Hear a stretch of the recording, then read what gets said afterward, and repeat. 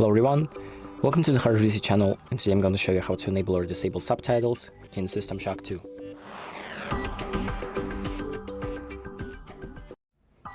So the first thing that we're going to do is open up the options.